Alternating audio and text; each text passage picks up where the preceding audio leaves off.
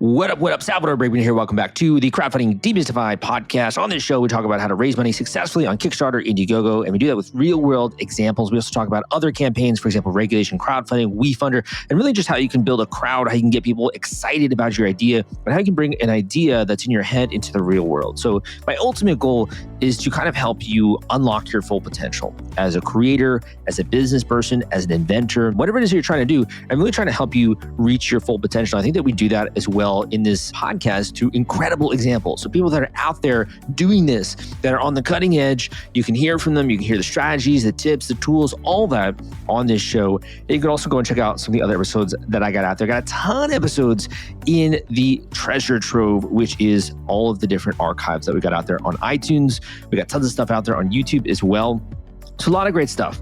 Now, specifically in today's episode, I think today's a little bit of a special episode. And the reason is that I love to follow crowdfunding success. Like, I love to understand what's working, how it's working, and how you can replicate that. And we actually brought on an interview guest who was on the podcast before. So he was on episode number 346 of this podcast. And what he did was, not only has he been able to do crowdfunding in terms of WeFunder, crowdfunding in terms of Kickstarter, but he's also even been able to do crowdfunding in terms of Patreon, right?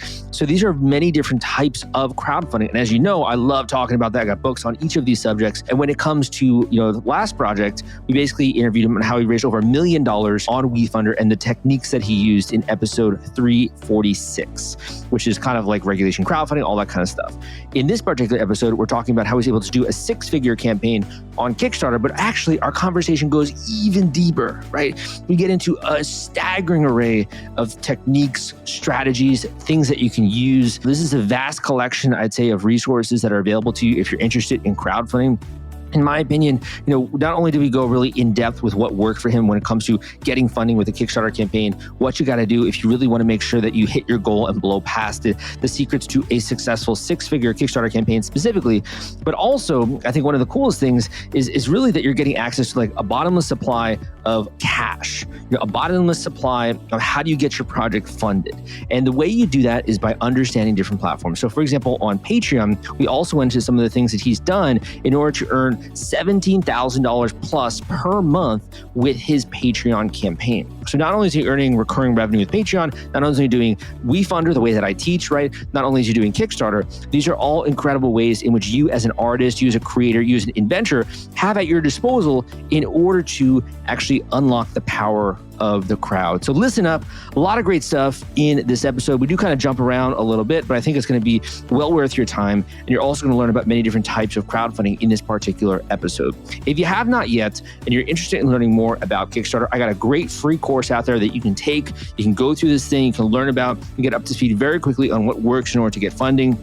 If you aren't aware, for example, of some of the new techniques, some of the tips, tools that you can use in order to drive funding to your campaign to make sure that when you go live, it's an explosive event and you get tons of people checking this sucker out, go and check out my free course on Kickstarter at crowdcrux.com/Kickstarter. That link is crowdcrux.com/Kickstarter, crowdcrux.com/Kickstarter. That is an incredible resource and almost a gold mine, I'd say. In addition, if you want to kind of get more access to formalized training and education, that's really what I specialize in, man. I love to break things down. The reason why this is the Crowdfunding Demystified podcast, I love to make things easy. If you want to get access to that kind of information, I also have a great book out there called The Kickstarter Launch Formula. Now, there's an Audible version where you can get a free copy of this book if you get a 30-day trial of Audible. There's also a paperback version out there on Amazon. A lot of people have said very nice things about this book. So if you want to check that out, all I got to do is go to crowdcrux.com/Kickstarter audio. That's crowdcrux.com/Kickstarter audio,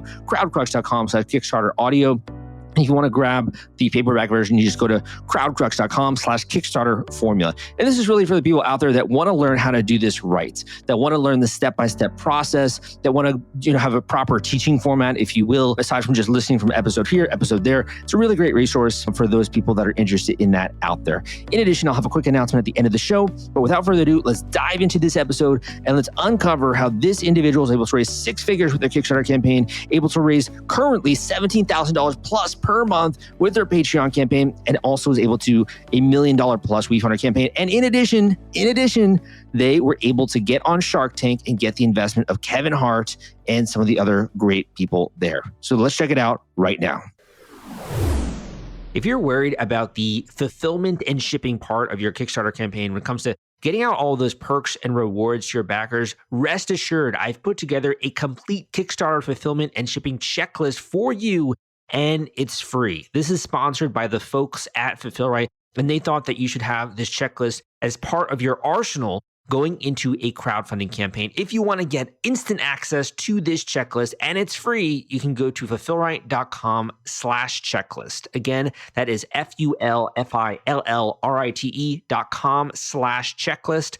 Fulfillrite.com/checklist. Just go to that link and you can download it immediately. Hey guys, welcome back to the Crowdfunding Demystified podcast. Today we have a two-time multiple successful Kickstarter creator and also a two-time interviewer in the house. This individual has run a 100K plus Kickstarter campaign, which is currently live on the website. They also were on episode number 346 of this podcast, sharing how they actually smashed their goal with a WeFunder campaign. And we have the creator here back. Manuel, welcome to the show. Hey, what's going on? Thank you so much. Definitely, man. You've been having some great success here. Yeah, we've had a lot of, huge growth in our Kickstarter campaign. Love to see it because I haven't been on Kickstarter for years, right? So coming back, with a vengeance is always nice. What has been happening behind the scenes since our last interview? I mean, you had a mega campaign, I believe it is, on WeFunder, and you did really well. What's been happening since then? Yeah, so in the last 2 years, we've raised like $2 million through equity crowdfunding on WeFunder. It was a way for our company to expand rapidly. And, this year, at the beginning of the year, we had appeared on Shark Tank where we got a deal with Mark Cuban and Kevin Hart. And now they're working with us as well, So, we still have a large horizon in front of us. But, that stuff that happened initially, that was very, very recent. And, now we're doing our Kickstarter and that went, extremely well. What did that feel like, man, going on Shark Tank, being able to pitch in front of the sharks? How did that even begin, that story? Well, for me, I've always been a major fan of Shark Tank forever. I've been applying for years. And, when I got the call from them, it just, I was ready. I've been running a strong business for a while, keeping it business focused. So when we went on there and we found out that, Kevin Hart was going to be a guest shark that day, I felt like the stars had aligned, like one of those things where it's like, if you're in the entertainment space, you get someone like Kevin Hart representing you, right? The sky's the limit. So, once I saw him on there, I knew that we had to knock this out of the park and, close the deal. And was it just through a simple application or did they reach out to you? I applied twice over the years and never got through the process. But this last year, I was actually scouted. So when Exciting. they came to me, they had called me, right?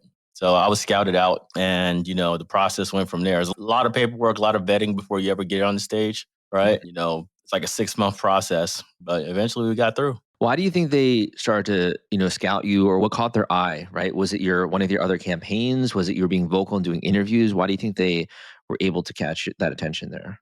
I think it's mostly because of our ability to raise capital through fans. Because, by that time when they scouted me, I'd already raised $1 million for Black Sands Entertainment. So, we have a lot of momentum behind us. And, that stuff, it's very appealing. We also had a lot of media placements as well. So we had a lot of public credibility. Very cool. Very cool. So maybe you can talk a little bit about this current campaign, which you're doing the anniversary edition. For those that can't see it in front of their computer, can you just describe a little bit about this and give the listeners an idea? Yeah. So the idea is, Black Sands is a comic series based on ancient Egyptian mythology following the rise of Osiris. It's a dope series. It's been going on for about 5 years now, and we're about wrapping up the end of season 1, right? And, the anniversary editions that we're doing in this Kickstarter is because it's the 5-year anniversary of the company, right? And we're doing special limited edition variant covers that are in hieroglyphic styles, right? So, all the covers are reimagined on the hard covers in hieroglyph and signed by me and my artists who I have to fly in from another country in order to get them signed. So it's a very unique experience. Nobody's ever had signed copies from my artists before. So this is very, very unique for those who have been a fan of Black Sands for a while. And it's very limited. It's only 1,000 copies that ever be printed. So it's definitely big. And that's why you saw that huge burst at the beginning of the campaign. What made you decide to go back to Kickstarter? Because you could have obviously unveiled this on your website. I'm sure you could have done this in many different ways. Why did you decide to go back to the platform? Usually it's just because of exclusivity of it.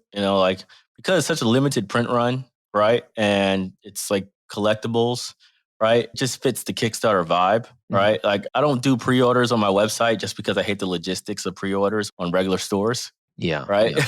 So, A lot of work. so Yeah. pre-orders on Kickstarter feels good, you know? For sure. And you're also giving them an audience, you're kind of reaching a whole audience there with the actual Kickstarter platform, right? And you're giving people an experience over time, which is pretty cool. When it Yep. comes to doing this project, you've done a couple of other Kickstarter campaigns. Did you learn anything that you applied to this specific launch from doing some of these other ones? Yeah, well, the main thing is keeping it simple as far as like your tiers. I don't think it benefits anybody to have like 10, 12 tiers, right? Because at the end of the day, your fans, whoever like actually supports you or is a fan of your stuff, they're going to do whatever you tell them to do, right? Like, so if you like say, hey, all the values in the $100 package, you can't go wrong with that, everybody's going to get the $100 package, right? Because even though there's cheaper ones or more expensive ones, you told them what to do. So they're going to do it, and only the people who want that super hardcore exclusive stuff will go higher. But the overwhelming amount is going to go to the one that you told them was the best value, so we only have 3 tiers in our campaign, right? And, it's worked very well for us, obviously. Right. And, also I'm not rely on social media too much. So it's a lot of been algorithm changes and stuff. We have hundreds of thousands of followers on TikTok and Instagram. But I can't rely on TikTok to get me traffic. Like it's Yeah, very, yeah. very unreliable. And Instagram, whenever they have like mood swings, they limit your reach. So, Mhm. so on my launch day, I had like videos on Instagram that were doing like 100 likes, and Yeah. typically I average 2,000. You know, Mhm. so I had to make sure that my backup plan was always in there, and my backup plan is my email list. I have like 150,000 people on my email list. Mhm. So almost the overwhelming amount of people who came in on the first day, about 80% or more was just emails. That's crazy, man. I mean, when you were doing that, was it just like a one-off email, or were you kind of also stroking the fire a little bit leading into that? Or was it just like, hey, this is going live in a day? Yeah, so it's we did like maybe like a week of build up, right? I always had this idea. I threw it out there. I was like, "Hey, would you like hieroglyphic, limited edition prints?" But that was just an idea. Nobody knew I was going to Kickstarter. But I decided just randomly. I was like, you know what? Let's just do a Kickstarter right now. It's a good time. Nothing's really going on, right? And we gave them about a week's heads up, and a couple of emails, but more importantly, live streaming as well. So when I do live streams on YouTube for like the opening of the campaign, that hype got people converting like crazy. I think we had like maybe only 400 people in our live stream, but you know people were just coming in, going out, and backing because the number was going up at an astronomical rate. like Mm. like like it was absurd. Like I think in the first hour or so, we did like, what the heck did we do? We did like freaking 50,000 or something like that. That's People saw wild. it in real time. And that's a lot of people. I mean, you think about the number of people that are actually, grabbing a copy of this, that's like over 700 people so far have done Yeah, that. So that's a you know. huge number. Yeah, so it's been crazy. It's a crazy experience. But at the end of the day, this is one of the things because I just started a podcast right on, and my first episode is going to be on Monday. But the main thing I talk about is the business side of publishing, right? Like I don't Mm. care about the creative side because at the end of the day, right, you're gonna learn your creative and be better at it over time, right? But Yeah, nothing yeah. teaches you how to make money, right? And Mhm. and my core audience are people who spend money, right? I've been building this up for 5 years. He said, I don't have vanity metrics when I look at what is valuable and what's not. People who support me, they know that they're going to have to, throw some money in order to get things done. And, when you cultivate that kind of energy in your audience, right, then when you do a campaign with hardly any media coverage, right, with hardly any heads up, like a month, 2 month heads up, you know, you could still get $100,000 out of your base. You know what I'm saying? So for someone who's just getting started and they're looking to kind of build that audience, they want to do it the right way, right? They Hmm. don't want people who are just kind of like expressing interest and they don't convert. Do you have any tips for them as to how to build that into the audience from scratch or how to really build that into the structure? I always say first book should be free. right? So entry level free. And then your second book or second chapter or whatever the heck it is has a fee on it. It doesn't have to be a big fee. It could be like $2. It doesn't freaking matter, right? But the whole point is because there is a barrier, you'll know whether they actually care or not, right? It's like they got to have some kind of barrier that says, you know, it's kind of like when you're building an email list. Like if you ever go and spend money to build an email list through like ads or something, you need to have a double opt-in, right? Because otherwise, you know, your quality of your email list might be trash, right? Yeah, and I feel like also, you know, if you're doing things like giveaways and stuff, you might get people on a list who just kind of want something for free, right? Yep. And definitely not the best strategy. Yeah, that's why you need that second level with a wall, some kind of paywall or something, just to weed out the, you know, the people who are consuming, but not necessarily people who will help the business grow. You know what I'm saying? I mean, the other thing I would say there is just being aware that you're creating the right product, right? Because if you go out there and you're trying to make something that people don't want to buy, you might love it and be great in terms of an artist, but it might not be great from a business standpoint, right? Oh, and this was actually one of the things that I was talking about in my first episode was the simple fact that there's vanity metrics, right? I've known people who've had 500,000 reads on Webtoons, right? And like 50,000 subscribers on the series. And then they go to Kickstarter to raise $100,000 for their animation and get $3,000. Got it. Yeah. And you're like, how the heck did that happen? Because vanity metrics, reads are not like, you don't know if those are real fans or they're just consumers. Because at the end of the day, you know, they haven't spent a single dime to read your series. You do anything in terms of like, you know, collecting your audience? Like, do you have a Discord group or anything like that where people can chat? Yeah, so I do have a Patreon community. And I do have a Discord connected to the patron. So, you know, people do talk there. People do work on projects there as well. But mostly it's social media, right? So my IG is extremely lively. My TikTok's all right too, but definitely Instagram is what my base is. And most people who are ever working with us or taking classes and stuff are on YouTube. So this is the way I usually structure everything, you know, and it's been working out pretty well for me. Like I said, we're starting to expand all these things now to get more interactive on a consistent basis with our fan base, right? Because I feel like I have been a little bit like I told you, I can't rely on social media too much, right? We got to have more direct avenues like podcast and more dedicated Discords, you know, where it's more like really group heavy. You know, those it sounds like you're building your network for sure. For those that have just learned or are trying to learn about Patreon, how do you feel like doing the Kickstarter is different from running a Patreon campaign? Well, it's completely night and day. Like Kickstarter is way easier than Patreon ever will be. So there's a couple of things that makes Patreon a mess for consistent growth, right? One, the processing they do. They have to process every single month on the first of the month. A lot of people's cards decline for whatever random reason, right? And they don't usually get back in. So you're going to have a natural drop off every single month. So the idea of, hey, I'll just get 20 new patrons every month and I'll be able to grow. That's not how it works, right? It's like if you get 20 new patrons every single month, you'll have 0 patrons at the end of the next month because the processing, right? So you have to get burst. You have to get a burst amount of patrons. And the only way you could do that is with exclusive content and exclusive events and opportunities, right? Basically, all your patrons are kind of like employees. Like there's some benefit to them that they're there for. They're not there just to read your series. They're not there to help you make your series. They're there because there's a personal opportunity for them, right? And that's why we have, I think, right now we have the highest earning patron on Patreon right now. You know, we're at $18,000 and stuff like that a month, and it's because there's opportunities for voice acting, for editing, for any of this stuff, training courses, right? There's personal opportunities for them, right? And even if that opportunity doesn't pertain to them directly, right? There might be a new one that they don't want to miss out on, right? There's always something different. Got it. So you're basically giving that opportunity to your audience to be able to be featured, to be a part of the art that you're making, right? Yep. Whether that's like an anime or that's a comic book. Yep. Or publishing deals. I mean, I have comics right now like Lionsgame. I got Lion's Game, Madagascar, Granada's Shadow, Carthage. These are 4 different series that are all made by patrons who won publishing competitions in Patreon. And then we fully funded their comics and everything. So that's kind of interesting to me. So, you're kind of providing that opportunity on the Patreon. Is there a reason why you aren't doing a similar kind of deal on the Kickstarter? Is it just a different audience you feel?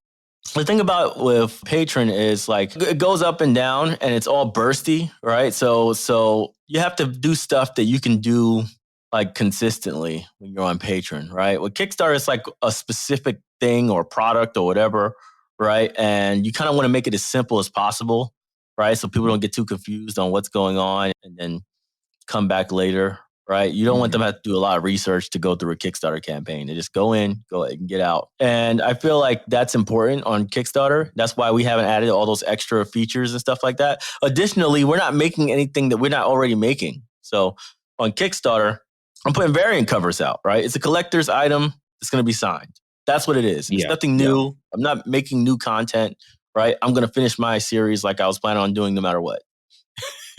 Right. So it's a different vibe, right? It's like, hey, if you're a collector, here's your Kickstarter. Like, I think if this was just a completely new story, it probably would have did better, right? Because it's a unique new experience that hasn't been done, so people tend to, support that more. But this is specifically for my collectors. So one question I had for you is, when it comes to these different platforms that you're building and also these different pieces of art and also IP, why do you feel like this is getting so big so fast? Do you think it's the fact that there are new platforms out there? Do you think it's the digital marketing aspect?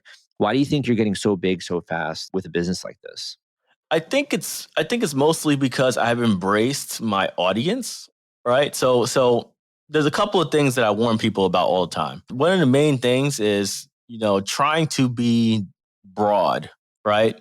When you're not rich, right? Because if you're rich, you can do whatever the heck you want. You can go as broad as you want, try to attract everybody in the universe, right? But yeah, you'll see how long you stay rich.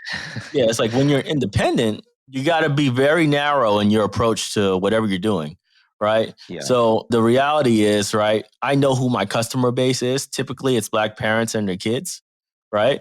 It's actually not comic book fans, right? It's like I'm not in the comic book industry. I don't go to comic book shops. I don't sell in comic book stores, right? I'm pretty much on all the regular retail locations and online. And because I understand that, right, I message that way. I tailor all my social media posts to those kind of audiences, right? And that's what's caused the groundswell of support for our companies because I'm only talking to that specific core audience. They are basically like super fans, right? $1,000, $5,000, $10,000, whatever it takes, right, to be a part of this wave, they're in. And, I believe every creator should understand that the narrowest approach is the best approach at an early stage because you just don't have Disney money. You can't do their marketing plan to include everyone. You can't have a book that's for 12 to 35-year-olds. That's not how it works. Oh, my audience is 12 to 35-year-olds. Like, what is that, So when you were kind of like narrowing that message, right? Telling stories that Hollywood refuses to do and give the power to the fans. Was that something that you consciously wrote out? For example, like your brand values or the things related to your mission, or is that just kind of built into your inspiration from the start? I believe I definitely made business plans with that in there, right? So that was like the core theme of my corporation in general, right? I had that line that was so strong for Black people, right? If you were Black, this line would hit you to your soul. And it was like, no more slave stories, time for kings, right? And that statement means a lot to a Black person because every single year we would get like 10 stories about slavery or civil rights, and they would spend like $100 million on these movies to make these movies. And it's like, y'all really ain't ever going to do anything on African civilizations, like at all, ever, right? And this idea is ingrained into my audience because they know that they don't want their kids seeing that stuff all the time, right? It's like, we get the history lesson, but we want to actually move on and learn about the actual, achievements of our people as well. So that kind of idea, everything that revolved around that core idea, right, is how everything was created.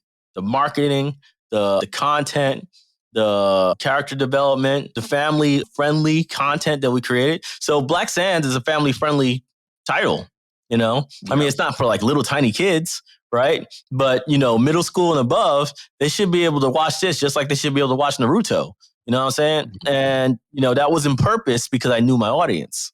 Right? A lot of people make adult content in there for otherwise, pretty normal story, but they add adult content in there just because, right? And lose a giant chunk of their audience that they could have potentially got. Yeah, you're dedicated to making that sort of family-friendly style. So outward looking in, I think a lot of the things that you've achieved, right, getting on a Shark Tank, raising millions of dollars with WeFunder, doing a 6-figure Kickstarter, it almost feels like untouchable, right? Were there any moments that you felt like really tested your resolve to follow through with that mission that you initially set?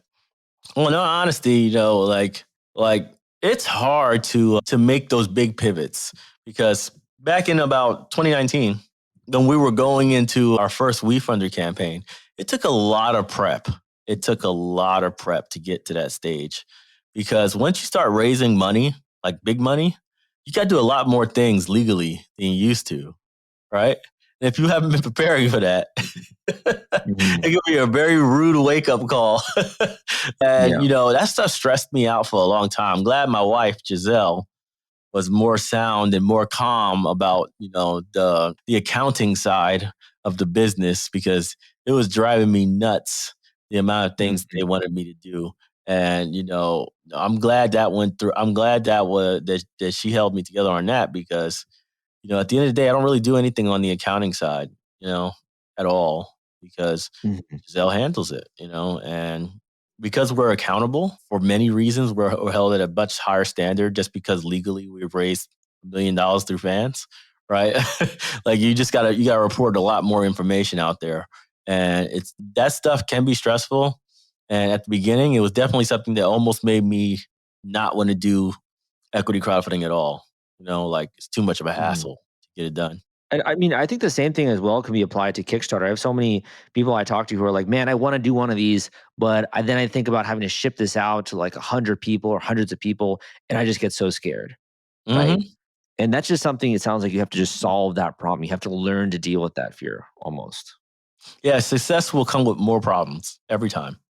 Higher quality, right? Hopefully. It's like, but the good thing is the things that were problems in the past might not be problems anymore, right? So you're replacing old problems with new problems, right? But hopefully the new problems are not nearly as crippling as the old problems. Because the old problems was you had to go to work at 9 to 5.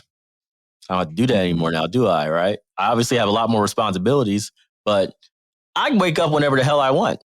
And also you have the ability to kind of choose what makes your mission, right? And how that manifests and really want to go with this, right? Whether that's starting a podcast, pure freedom. YouTube, or doing these different things. Absolutely. Pure freedom. And that's irreplaceable. And all the responsibilities in the world don't make up for that. Because right now, I just recently had to put a $60,000 order in for books, and no matter how many times I do it, it doesn't feel good every time I do. Every time I do it, it irritates me. Right? It's like, even though it's normal, I still can't get over the fact that I'm paying $6,000 for some stupid books. You know what I'm saying? Yeah. I mean, it's kind of great to hear that as well. I think because even for a beginning creator to do $1,000 worth of books, like that's a lot. You know? And to hear that fear doesn't change, right?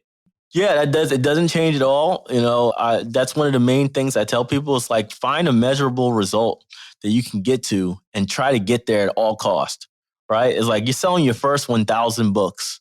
That is a huge milestone for anybody, right? And he said, if you don't take it seriously, it might take you 5 years. But if you take it seriously, you might be able to get it done in 3 months, What does that mean exactly, taking it seriously?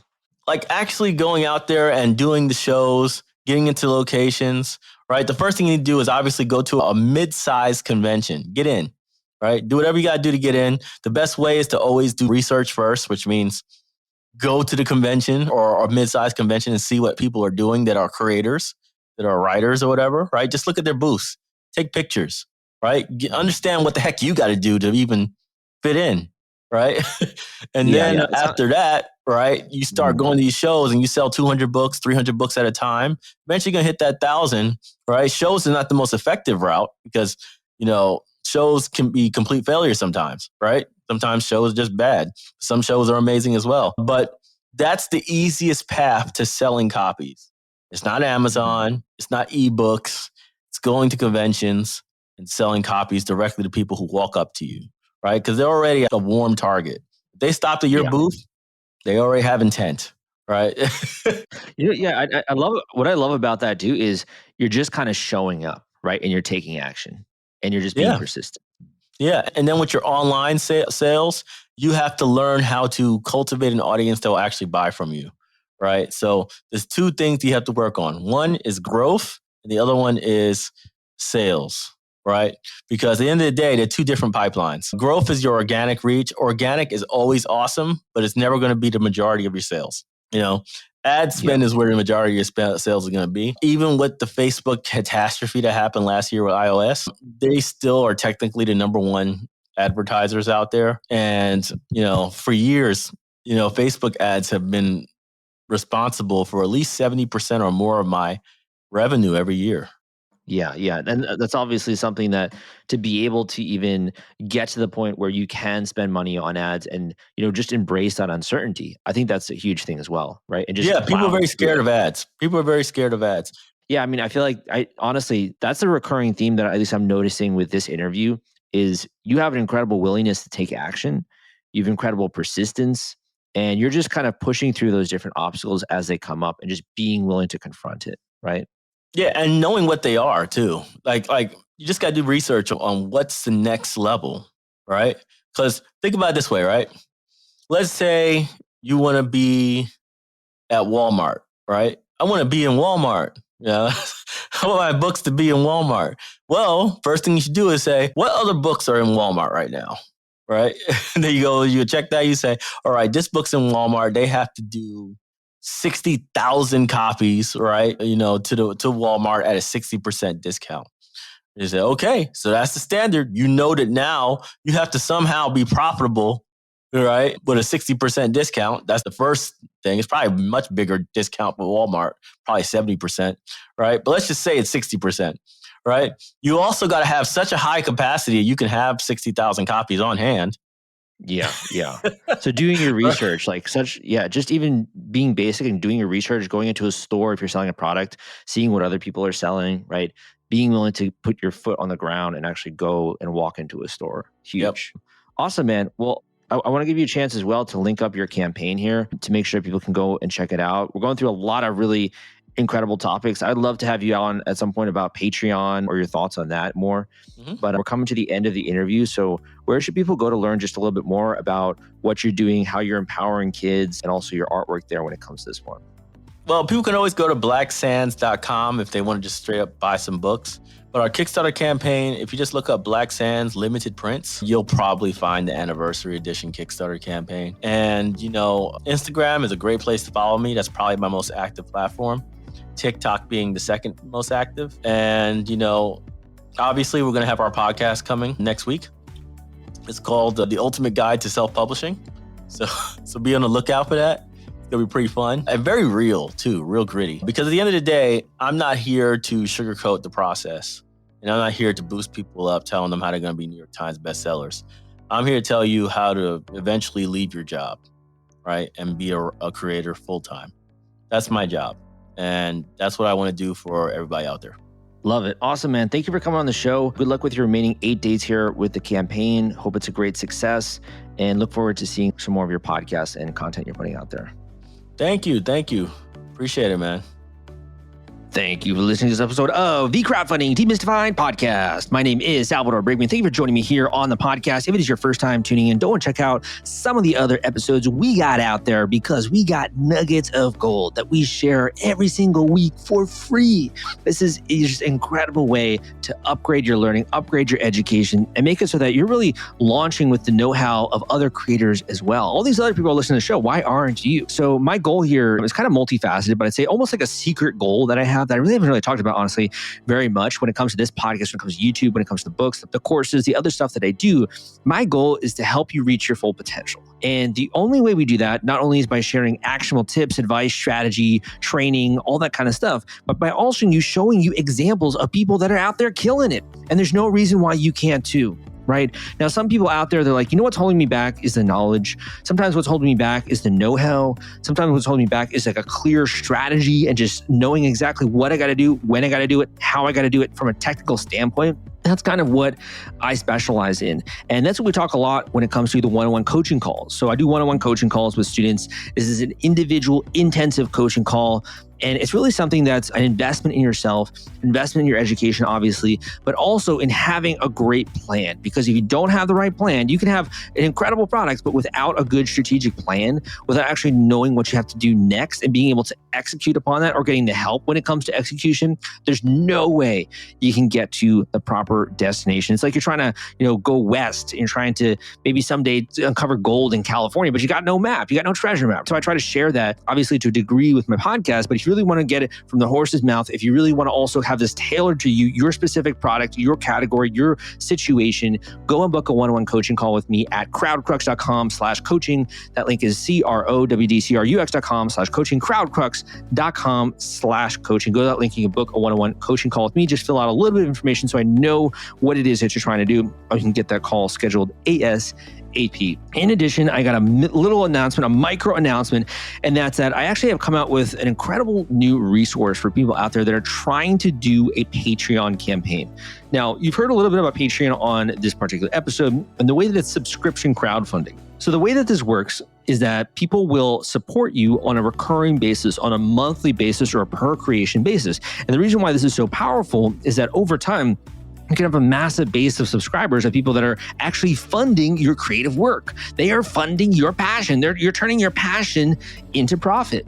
That's exactly what Patreon is designed to do. Now, when I first started to study this, I actually was one of the first people to write about this. I've had a lot of videos as well get really highly ranked to have so many people say nice things about some of these strategies and techniques.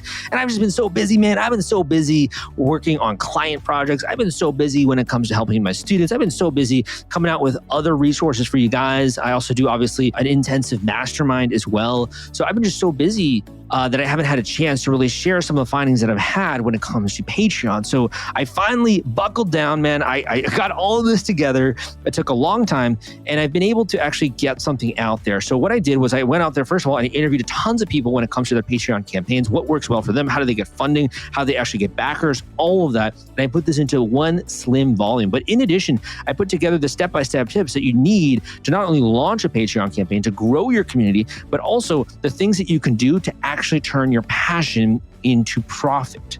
So this is kind of the template. This is the blueprint, if you will, when it comes to doing a Patreon campaign. It helps you really get patrons on your page. It helps you when it comes to avoiding common pitfalls. It helps you when it comes to even, is this something that you should pursue? And is there merit to this for you specifically, right?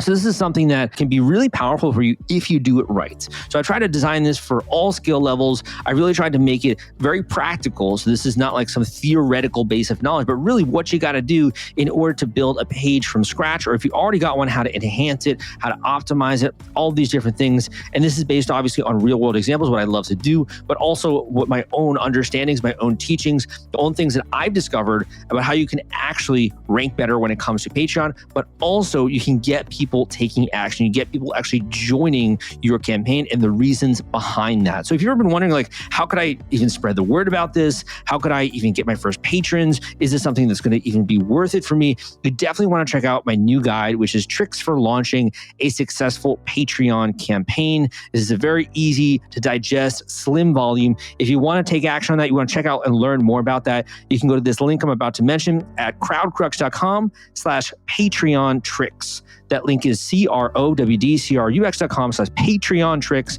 crowdcrux.com/Patreon tricks. I hope you enjoy it. I really hope that you can also use some of these techniques to get you more funding. Would love to have even more great reviews on this guide. So thank you so much for listening. Again, my name is Salvador Briggman. Stay tuned for our next episode, which is going to be killer, and it's coming out next week.